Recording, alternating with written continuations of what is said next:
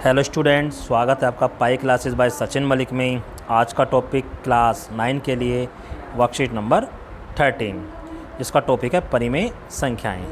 कहते हैं परिमेय संख्याओं के बारे में आज के दशमलव प्रसार के बारे में चर्चा करेंगे। दशमलव परिमेय संख्याएं तो आपको पता है P/Q के रूप में होती हैं, जहाँ Q जो है वो जीरो नहीं होना चाहिए, यानी जो नीचे वाली वैल्यू जो हर है वो जीरो नहीं होना चाहिए। अब देखो P/Q के रूप में 7/8 भी है। इसको अगर हम डिवाइड करेंगे 7 को 8 से तो ये इस तरह आएगा, यानी ये 5 पर आकर ख़त्म हो जाएगा, इसमें कुछ भी शेष हमारा नहीं बचेगा। 2/3 को दशमलव करेंगे तो 0.6 ये बार बार चलता चला जाएगा, इसमें बार बार शेष एक जैसा ही आता चला जाएगा, इसकी डिवीज़न कभी भी कंप्लीट नहीं होगी और 6 बार बार रिपीट होता जा रहा है। ज़रूरी नहीं है एक ही अंक रिपीट होगा, 2 भी हो सकते हैं, 3 भी। अब जैसे यहाँ है, जब हमने इसको डिवाइड करा तो यहाँ से यहाँ तक ये आया, फिर दोबारा यही चीज़ आएगी, 2 आएगा, फिर 8 आएगा, फिर 5 आएगा, फिर 7 आएगा। इसके बाद फिर से रिपीट होना शुरू हो जाएगा, 1 2 1 4 2 8 5 7 एंड सो ऑन। ये 6 अंक बार बार हमारे रिपीट होने शुरू हो गए और बार बार ये हमारे आते चले जाएंगे।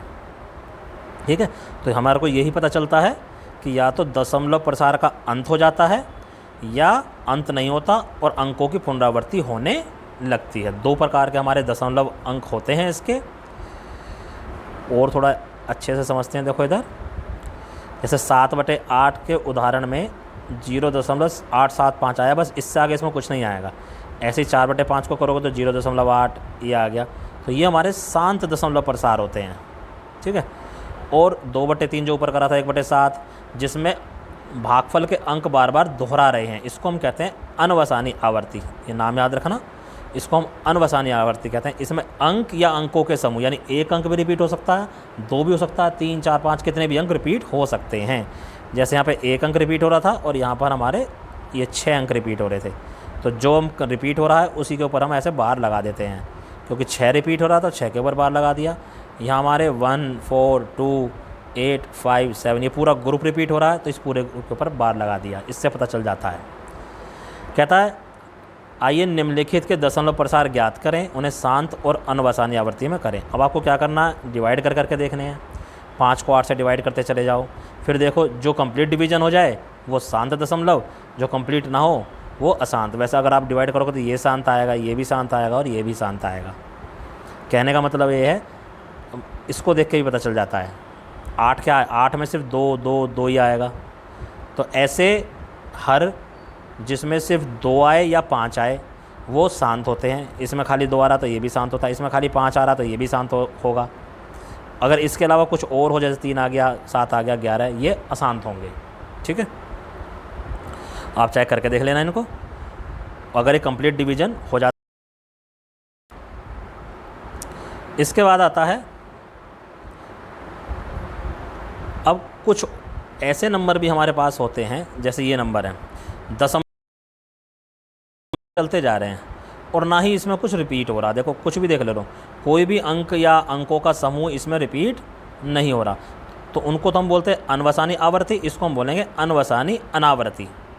और इस तरह के जो नंबर होते हैं इनको अपरिमेय संख्याएं कहते हैं। सिर्फ यही नंबर जो है होंगे इनको अपरिमेय संख्याएं हम बोलेंगे। अब अनवसानी आवर्ती जो ऊपर थे, अशांत दशमलव प्रसार हम जिनको बोल रहे थे, वो P/Q रूप में व्यक्त करना, यानी अब जैसे हमारा ऊपर एक आया था 0.6 बार, अब इसको उल्टा लिखना। ये किसका आया था, 2/3 का आया था।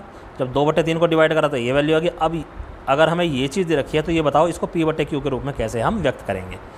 तो देखो जैसे 0.7 बार आ गया, तो जो भी हमारा को यहाँ दे रखा है उसको सबसे पहले तो हम x मान लेंगे। x मान लिया, x आ गया 0.7 बार। अब इसको बार हटाओ, 0.777 एंड सो ऑन, ये फर्स्ट इक्वेशन आ गई। अब इसको हम 10 से गुना करेंगे। 10 से हम क्यों गुना करेंगे, कितने अंक रिपीट हो रहे हैं, एक ही अंक रिपीट हो रहा है, तो इसलिए 10 से गुना कर दो। 2 अंक रिपीट होते तो 100 से कर देते, 3 होते तो 1000 से कर देते। तो अब इसको हम कितने से वो करेंगे मल्टीप्लाई, इसको हम 10 से करेंगे, तो 10 को करते ही ये दशमलव हमारा यहाँ पर आ जाएगा एक स्थान बाद, तो 7.77, ये तो बार बार 7 आएगा, 2। अब समीकरण 2 में से समीकरण 1 को घटा देंगे। कह रहा ना, समीकरण 1 को 2 में से घटाने बाद अब 10x में से x गया तो नीचे आ गया 9x। अब देखो पॉइंट के बाद यहाँ सारा और यहाँ सारा सेम है, तो पॉइंट के बाद तो सारा 0 0 आ गया, और 7 में से 0 घटाना है तो 7 आ गया, यानी 9x बराबर आ गया 7। 7 के बाद 0 हम नहीं लिखते हैं, तो x की वैल्यू क्या आ गई 7/9, ये आ गया हमारे पास। इसी टाइप से आप ये कर लेना, यहाँ भी 10 से मल्टीप्लाई करेंगे, बाद में यहाँ 100 से करेंगे। अब ये थोड़ा सा अलग है, इसको बताता हूँ मैं आपको कैसे करेंगे।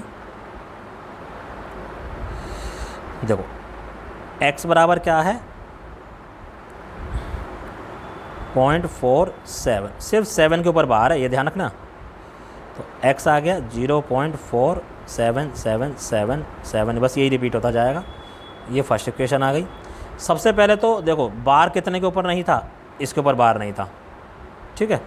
इसको हम 10 से मल्टीप्लाई कर देंगे, 10 से कर दिया, 4 इधर आ गया, 4 7 7 7 7 एंड सो ऑन। अब कितने अंकों के ऊपर बार है, एक अंक के ऊपर, तो ये जो i है, ये जो i है इसको फिर से 10 से कर दो, तो इधर 10 से करेंगे तो ये 100 हो जाएगा, और पॉइंट कहाँ लग जाएगा, पॉइंट ये यहाँ पर आ जाएगा 47.777, ये आ गया हमारा दूसरा। सॉरी ये दूसरा था और ये तीसरा था, पहले से कोई मतलब नहीं है, तीसरे में से दूसरा घटाओ, 100 में से 10x घट जाएंगे तो 90x आएगा। इधर देखो पॉइंट के बाद तो सब कुछ हट गया सब कुछ, 47 में से 4 घटाना तो 43 आ गया, तो x की वैल्यू क्या आ गई आपके पास 43/90। तो इसमें इस तरह से ध्यान रखना, पहले उतने से मल्टीप्लाई करो जितने अंकों के ऊपर बार नहीं है। एक अंक के ऊपर बार नहीं तो 10 से करा, 2 अंक के ऊपर बार नहीं होता तो 100 से करते। फिर जितने अंक के ऊपर बार है अपने से पहली इक्वेशन को करना, जब यहाँ करा तो इसको करा, और जब यहाँ कर रहे हैं तो सिर्फ ऊपर वाले को करेंगे, कभी उसमें भी पहली को कर दो। बस ये चीज़ ध्यान रखना, इस तरह से क्वेश्चन आसानी से हो जाएंगे, और ये वर्कशीट भी आपकी कंप्लीट होती है। ये सभी क्वेश्चन अपनी कॉपी में करो और अपने टीचर को व्हाट्सएप पर सेंड करो। धन्यवाद।